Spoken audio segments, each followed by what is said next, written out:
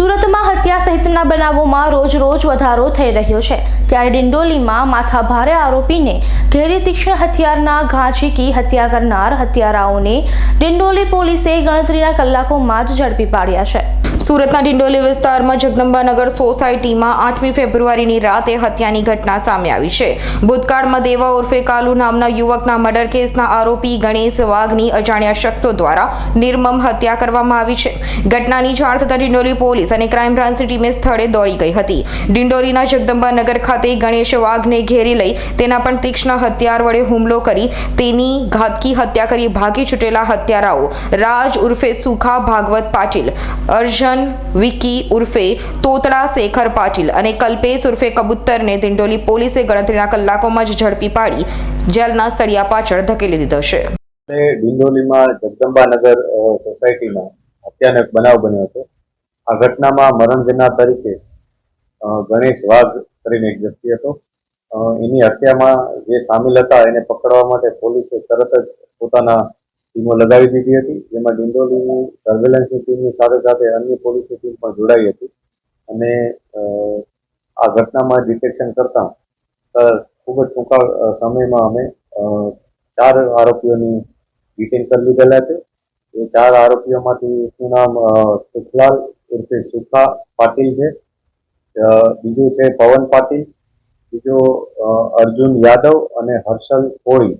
આ 4 વ્યક્તિઓ આ ગુનામાં આરોપી તરીકે છે। આ ચારોએ પોતે એક કાવતરું રચી અને ગુનો આચરેલ છે। આ ઉપરાંત આ ઘટનામાં કાયદાના સંઘર્ષમાં આવેલ 2 બાળકો પણ છે, તો આ બંને બાળ કિશોરોને પણ નિયમાનુસારની કાર્યવાહી કરવામાં આવી છે। પોલીસે આ ગુનામાં જે મોટિવ હતો એ વિશે પૂછતાછ કરી છે। મોટિવમાં અત્યારે એવું જાણવા મળ્યું છે કે જે મરણ જનાર છે ગણેશ વાઘ, એ અગાઉ આજે હત્યા કરનાર મુખ્ય વ્યક્તિ છે સુખલાલ પાટીલ, એના મોટા ભાઈ દેવેન પાટીલની હત્યા વખતે એના બાઇકમાં બેસાડીને દેવેનને લઈ જતો હતો અને ત્યારબાદ દેવેનની હત્યા થઈ હતી। તેથી આ લોકોને પહેલેથી શંકા એવી હતી કે આ ઘટનામાં જે દેવેનની હત્યા થઈ એમાં ગણેશ વાઘ સામેલ છે।